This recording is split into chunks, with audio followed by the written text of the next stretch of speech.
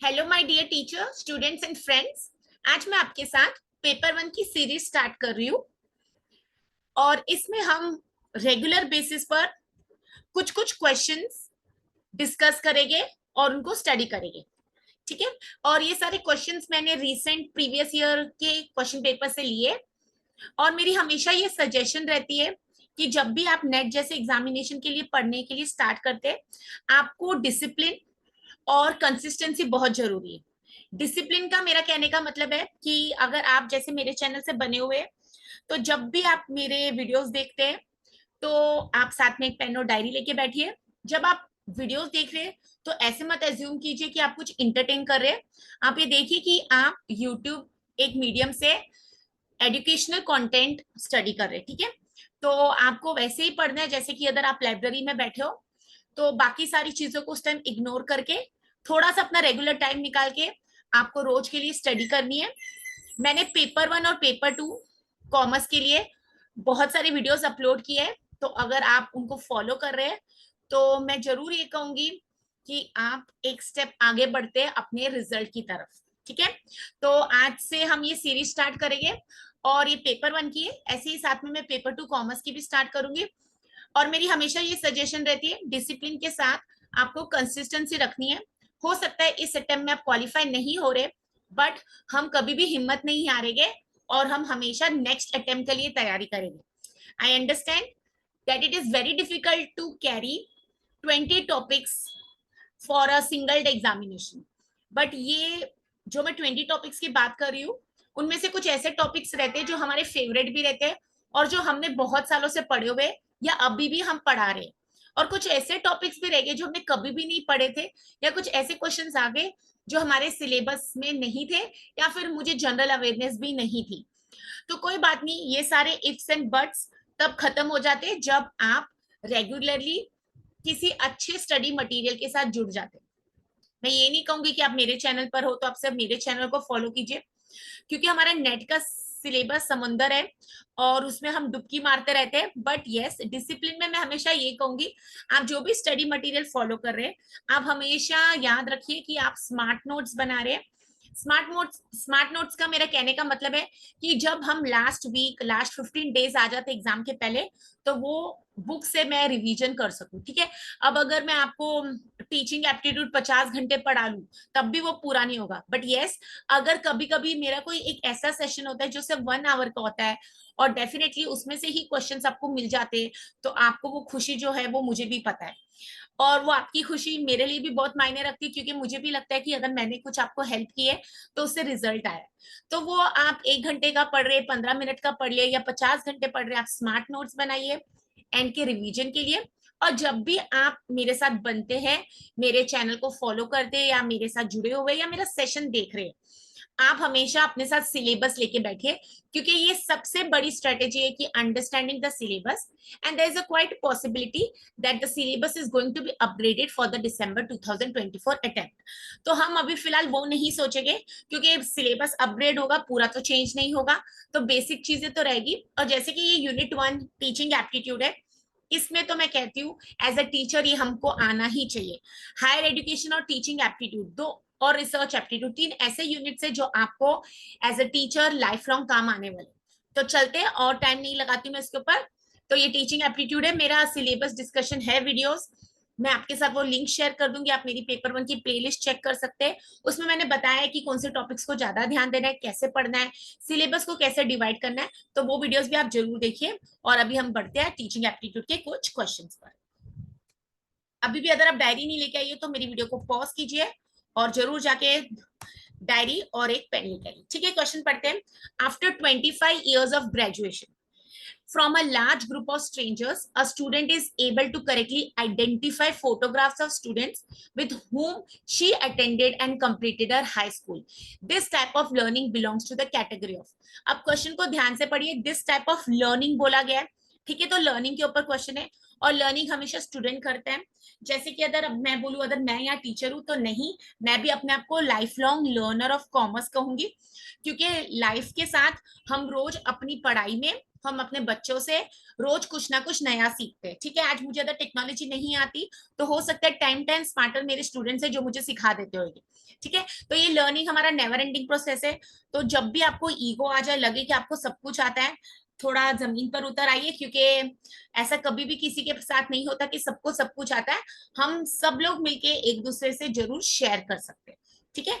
तो अब मैं क्वेश्चन को रिपीट करती हूँ। आफ्टर 25 years ऑफ ग्रेजुएशन, 25 साल अपनी ग्रेजुएशन होने के बाद, from a large group of strangers, strangers मतलब जिनको हम पहचानते नहीं, उनके लार्ज ग्रुप में से एक student is able to correctly identify photographs of students, ठीक है। एक स्टूडेंट की बात करें, वो एकदम करेक्टली आइडेंटिफाई कर लेता है, पहचान लेता है photograph of students with whom, जिसके साथ शी अटेंडेड एंड कंप्लीटेड। मतलब 25 साल बाद भी वो फोटोज में से आइडेंटिफाई कर सकता है।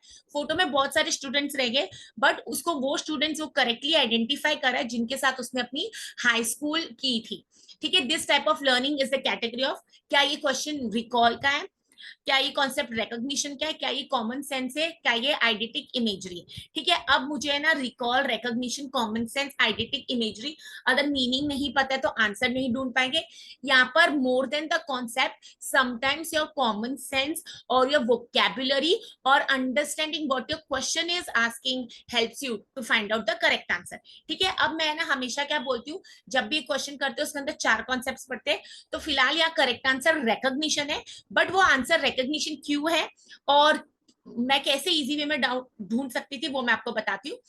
तो यहाँ पर अगर मैं बोलूँ कि हम रिकॉल और रिकॉग्निशन की ना डिस्टिंग्विश पढ़ लो। अगर आपके पास अभी इंटरनेट है या आप मेरे साथ बने हुए हैं, या अभी आपको लग रहा है कि क्या डिफरेंस है, तो हमें याद रखना चाहिए रिकॉल और रिकॉग्निशन में डिफरेंस होता है, ठीक है। अभी अगर अभी आपको जस्ट उसका मीनिंग, ठीक है, इसका मीनिंग, वर्ड्स का मतलब पता है, तो आप तुरंत उसको क्वेश्चन को आइडेंटिफाई कर सकते थे कि मैंने क्यों बोला, ठीक है। तो अब मैं आपको बताती हूँ कि रिकॉल ऑफ रिकॉग्निशन का मतलब क्या होता है। ये दो ऐसे टर्म्स होते हैं, ठीक है, जो हमको बताते हैं कि हम इंफॉर्मेशन को कैसे रिट्रीव करते हैं, ठीक है। अब होता है ना, हमें कुछ कुछ चीजें 10 साल पुरानी चीजें हमको याद है, कुछ कुछ चीजें हमको 2 साल पुरानी भी याद नहीं रहती। और लड़कियों के लिए तो हमेशा कहा जाता है ना कि इनको कितना भी खुश कर लो हैप्पी नहीं होते, बट झगड़ा कब किस दिन क्या हुआ था, किस बात के लिए झगड़ा हुआ था, ये याद रहता है, ठीक है। तो वैसे तो रिकॉग्निशन क्या होती है, एक ability to recognise something you have seen before, while recall is ability to remember something without being prompted। तो अब देखिए यहाँ पर वो स्टूडेंट 25 साल पहले की फोटो देख रहा है और उसने उनके साथ ग्रेजुएशन कंप्लीट की थी, कंप्लीट किया था हाई स्कूल। तो ऐसा तो नहीं है ना कि उसने उनको कभी देखा ही नहीं था, उन्होंने उसको देखा था। तो रिकॉग्निशन की डेफिनेशन क्या होती है, हम वो चीजों को रिकॉग्नाइज करते हैं जिनको हमने पहले देखा था। तो यहाँ पर अगर मुझे ये सिंपल सा लॉजिक समझ आ जाता था कि रिकॉग्निशन का मतलब क्या है, तो मेरा आंसर गलत नहीं जाता, ठीक है। तो रिकॉग्निशन मीन्स, आपके पास बुक है तो लिख लीजिए, ability to recognise something you have seen before. I completed my graduation and completed my high school with these students, so I'm able to recognize them. While recall is the ability to remember something without being prompted, ठीक है। तो यहाँ पर recall का question नहीं आता है, क्योंकि ऐसा तो था ही नहीं कि मैं उनको पहचानती नहीं थी, मैं उनको पहचानती थी, मैंने उनके साथ अपना कंप्लीट किया था स्कूल, ठीक है। तो सिंपल है, रिट्रीव इंफॉर्मेशन हम कैसे करते, तो यहाँ पर करेक्ट आंसर है recognition. This type of learning belongs to recognition, ठीक है। सिंपल वोकैबुलरी, इंग्लिश अच्छी आती थी, मीनिंग समझ आ गया, क्वेश्चन को मैंने 1 सेकंड में पढ़ लिया, उसको समझ लिया, आपको मिलते हैं 2 मार्क्स। आगे बढ़ते हैं। नाउ यहाँ पर मैंने हिंट लिखी, understand what question is asking, which of the following is the key teaching behaviour. Now remember, they are asking key teaching behaviour, okay. Key मतलब मेन, तो ये चारों जो भी ऑप्शंस दिए होंगे ना, ये सब टीचिंग बिहेवियर होगी। बट टीचर को इफेक्टिव बनाने के लिए इन चारों में से एक सबसे इफेक्टिव, सबसे इंपॉर्टेंट है। देखिए यही नेट सेट की क्वेश्चन की ब्यूटी है, या मैं बोलूं, आप बोलते हो कि मैडम ये भी आंसर लग रहा था, ये भी, क्योंकि क्या होता है ना, वो पूछे key teaching behaviour, so there is a possibility all this will be behavior that makes a teacher effective, but the question is asking which is the key most important. So let's read the options. Teachers comments made for the purpose of organizing upcoming teaching process. B, use of content or process questions by teacher. C, engagement of students in the learning process. And D, using students ideas and contribution. So here the correct option is option number C, engagement of students in the learning process. देखिए मैं हमेशा बोलती हूँ as a teacher, मुझे कोई पूछता है ma'am आपने सबसे डिफिकल्ट चैलेंज क्या है टीचिंग में, तो मैं उनको बोलती हूँ डिसएंगेज्ड क्लासरूम, ठीक है, डिसएंगेज स्टूडेंट्स।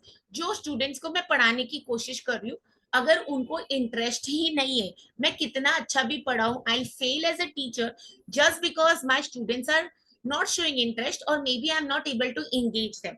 ठीक है, आप अगर रिसर्च की दुनिया में है तो स्टूडेंट इंगेजमेंट भी एक कॉन्सेप्ट है और एम्प्लॉय इंगेजमेंट भी एक कॉन्सेप्ट। तो जब मैं स्टूडेंट से इंटरेक्शन करती हूँ, हम बीच में से उनसे आंसर्स पूछते, क्वेश्चंस पूछते, ठीक है, तो वहां पर हमारी वो इंगेजमेंट होती है। अब इतने सारे ब्रांड्स, अगर मैं मार्केटिंग की बात करूँ, वो लोग आपके साथ क्यों क्विजेस करते, कॉन्टेस्ट करते। अगर आप सिंपल कोई चैनल भी फॉलो करते होगे ना, वहां पर भी आपको बोलते हैं like comment share and subscribe.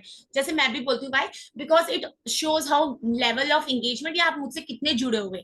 Offers आते हैं, अब आपको कोई नेचुरल आइसक्रीम का ऑफर आ जाएगा न्यूज़पेपर में, वो बोलेगा आप ये कूपन लेके आओ, आपको 20% डिस्काउंट है, या ये कोड डालिए। तो यहाँ पर क्या, also this shows how much your customer is engage. ठीक है, तो यहाँ पर है की टीचिंग बिहेवियर क्या हो जाएगा, engagement of students in the learning. आप अपने स्टूडेंट्स को अपने साथ कितना एंगेज करके रखते। एंगेज का यहाँ पर मतलब क्या होता है, लेवल ऑफ इंटरेक्शन, एक दूसरे से बातचीत करना, उनका कितना इंटरेस्ट। ओके, सो ये the correct answer is option number C. Moving on to the next question, मैंने यहाँ लिखा basic knowledge. Given below are two statements, one is labelled as assertion and the other is reason. आप मेरी अगर channel पर पहली बार आ रहे हैं तो मैं हमेशा बताती हूँ, assertion और रीजनिंग दो स्टेटमेंट्स होती है, which may be correct, which may be false, which may be independently correct और which may be having a relation between both of them. Okay, तो यहाँ पर क्वेश्चन है assertion, तो कभी भी स्टेटमेंट्स को पहले अच्छे से पढ़िए, फिर कोडिंग पर जाइए। assertion बोल रही है the higher the intelligence quotient the higher is the emotional quotient. जितना ज्यादा किसी का आईक्यू है उतना उसका ईक्यू होता है। ये स्टेटमेंट बिल्कुल गलत है, क्योंकि आप देखोगे बहुत ज्यादा इंटेलेक्चुअल लोग भी इमोशंस के बिना होते हैं। ठीक है, जरूरी नहीं है कि आपका आईक्यू बहुत अच्छा है तो आपका ईक्यू। अगर आप ह्यूमन रिसोर्स मैनेजमेंट के स्टूडेंट है या आप साइकोलॉजी के स्टूडेंट है, आपको पता है in the present time having a good EQ is more important than having a IQ। हम सबके पास नॉलेज है, हम सबके पास ब्रेन्स है, हम सब इंटेलेक्चुअल है, बट हमारे इमोशंस हमको आगे लेके जाते हैं। अब इमोशंस हैप्पी इमोशंस हो सकते हैं, सैड इमोशंस हो सकते हैं, गुस्सा, जेलिसी, किसी की तारीफ हो गई आपको अच्छा नहीं लगा, या फिर हो सकता है कि आपके साथ कुछ गलत हुआ तो आपने तुरंत उसको रिएक्ट किया। ठीक है, तो ये बहुत सारी चीजें आ रही इमोशंस में। बट मैं हमेशा ये बोलती हूँ कि अगर हम सबके पास नॉलेज है, कुछ लोग शेयर करते, कुछ लोग नहीं करते, ठीक है, और हम सबको आगे बढ़ना है, but what defines you as a human being, आपका behaviour, how you handle yourself, how you handle others, आप अपनी कितने रिस्पेक्ट करते हो और सामने वाले, तो ये कहीं ना कहीं हमारे इमोशंस का पार्ट है। तो मैं ये बोलूंगी असर्शन इज इनकरेक्ट। जरूरी नहीं है कि आपका आईक्यू अच्छा होगा तो आपका ईक्यू भी अच्छा होगा। ठीक है, रीजन बोल रहे हैं intelligence quotient indicates the rate of mental growth of a child. अब आईक्यू का मतलब क्या है, rate of mental growth of a child है। कैसे, आईक्यू का मतलब क्या होता है। ठीक है, तो यस, आईक्यू यही कहीं ना कहीं इसी से जुड़ा हुआ है। तो यहाँ पर हमारी statement A is false but statement R is true. ठीक है, सो जस्ट रिमेंबर कि असर्शन और रीजनिंग कैसी स्टेटमेंट्स होती है। अब जब मैंने क्वेश्चन में 100% श्योर थी कि ए स्टेटमेंट इनकरेक्ट है, तो मैं ऑप्शंस में जाती ए बी सी डी में, और ए एंड आर ट्रू नहीं हो सकता था क्योंकि मुझे ए फॉल्स पता था, both A and R true भी नहीं हो सकता था, ए इज ट्रू मुझे 100% पता लग गया था नहीं है, तो definitely D has to be the correct answer. ठीक है, अब ये थोड़ा सा पढ़ लेते हैं ईक्यू और आईक्यू। मैं पहले पढ़ती हूँ EQ. Emotional intelligence is the ability to identify, perceive, control, evaluate and express emotions. ठीक है, आप अपने इमोशंस को आइडेंटिफाई करो, उनको पहचानो, कैसे कंट्रोल करना है। ठीक है, अब आप किसी के गम के टाइम में जा रहे, however happy you may be, you should not react there, because ये होता है ना कि हमने अपने इमोशंस कैसे हैंडल किए। अब आपको बॉस डांट रहे और आप रोना स्टार्ट हो जाते हो, सो आप मैच्योरिटी कहां पर दिखा। ठीक है, और वो रोना नेचुरल ऑब्वियस रिएक्शन है, बट यू शुड अंडरस्टैंड कि अगर बॉस के सामने रोने स्टार्ट हो जाओ तो next time there is a possibility they won't give me any responsibility, और maybe they will always believe that ये तो बहुत इमोशनली वीक है तो इसको कुछ बोल के फायदा नहीं, उल्टा हमारा नुकसान हो जाएगा, ये रोना स्टार्ट हो जाएगा। Okay, so we all need to handle our emotions. IQ में क्या लिखा है, intelligence quotient refers to an individual's cognitive intelligence, cognitive mind related thinking, आप डिसीजन कैसे लेते हो, तो ये सब हमारी कॉग्निटिव। कॉग्निटिव का पूरा कॉन्सेप्ट है हमारे पास साइकोलॉजी में भी, ऑर्गेनाइजेशनल बिहेवियर में भी, मैनेजमेंट में भी और पेपर वन में भी। Emotional quotient, it represents emotional abilities such as identifying emotions, developing social skills, evaluating how others feel. Definitely, ठीक है, ये abilities कौन सी, अपनी emotions को पहचानो, social skills develop करो. ठीक है, लाइफ में बहुत कुछ क्वालिफिकेशन के अलावा भी, क्वालिफिकेशन आपको जॉब दिलवा सकती है, बट आपका बिहेवियर, आपके इमोशंस, आपका डिसीजन मेकिंग, आपकी नेचर, बहुत सारी अदर सॉफ्ट स्किल्स है जो आपको आगे लेके जाएगी. Intelligence quotient, it represents abilities such as working in short term memory, reasoning of situation, knowledge of the world, etc. तो इंटेलिजेंस लेवल पर है. इमोशनल क्वेश्चन पढ़ रही हूँ. IQ score is measured by standardise intelligence और IQ test. तो अब IQ test को स्टैंडर्डाइज मेजर कर सकते हो. और emotional intelligence skills are measured by self report and ability test. तो इमोशनल इंटेलिजेंस हम कैसे मेजर कर सकते हैं? Self report and ability test. हम क्या काबिल, आपने सिचुएशन में कैसे रिएक्ट किया. ओके तो यहाँ पर मैंने आपको कॉन्सेप्ट बताया what is EQ and IQ. Having a high IQ does not automatically indicate a high EQ, while having a high EQ may indicate a higher or average IQ at least, and predict success at work better than IQ alone. While IQ can predict academic success, it may not necessarily lead to success in life, whereas EQ predicts success and effectiveness in life. तो देखिए कितनी बड़ी अच्छी statement है. मैंने भी कहाँ से लिया, सोर्स मैंने दिया, मैंने भी नहीं लिखा ये. तो कह रहे हैं लाइफ में आपको आईक्यू आपको बहुत आगे लेके जाएगा, आपकी क्वालिफिकेशन डिग्री, बट आप लाइफ में तब सक्सेस होगे जब आपका ईक्यू आपको पता है, आपको अपने इमोशंस हैंडल करने आते हैं और आपको पता था सही जगह पर सही रिएक्ट कैसे करना है. ठीक है, तो यहाँ पर हमारा करेक्ट आंसर मैंने आपको बताया है, statement number D, A is false but R is true.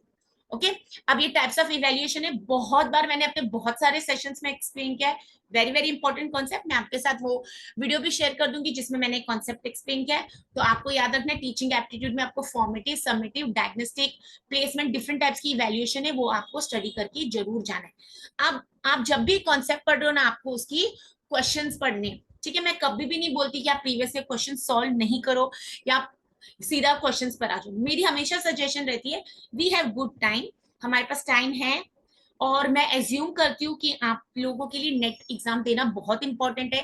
तो अगर मैं मेहनत कर सकती हूँ आपको पढ़ाने के लिए, तो डेफिनेटली आप अपने आप को क्वालिफाई करने के लिए तो मेहनत कर ही सकते. तो आप जब भी पढ़ते हो ना, तो आप क्वेश्चंस के कॉन्सेप्ट्स पढ़ लीजिए और उसके बाद उसके क्वेश्चन सॉल्व कर लीजिए. ट्रस्ट मी, आपको कभी भी नुकसान नहीं होगा. ठीक है, तो यहाँ पर मैंने आपके साथ टीचिंग एप्टीट्यूड के कुछ क्वेश्चंस डिस्कस किए. सिलेबस लेके बैठिए और ये मत सोचिए कब एग्जाम क्वालिफाई होगा. मेरी मेहनत जारी रखनी है, डिसिप्लिन और कंसिस्टेंसी होनी जरूरी है. अगले सेशन में मैं आपको मिलूंगी रिसर्च एप्टीट्यूड और कॉमर्स की वीडियोस के साथ. ठीक है, तो फिर मिलते हैं अगले सेशन में. मेरी तरफ से आपको ऑल द बेस्ट. और अगर हम आज से शुरुआत करें तो हम दिसंबर 2024 की अटेम्प्ट की तैयारी कर रही है, तो हारना मना है. और मेरे चैनल को वीडियोस आपको पसंद आ रही है तो प्लीज लाइक, शेयर और सब्सक्राइब जरूर कीजिए.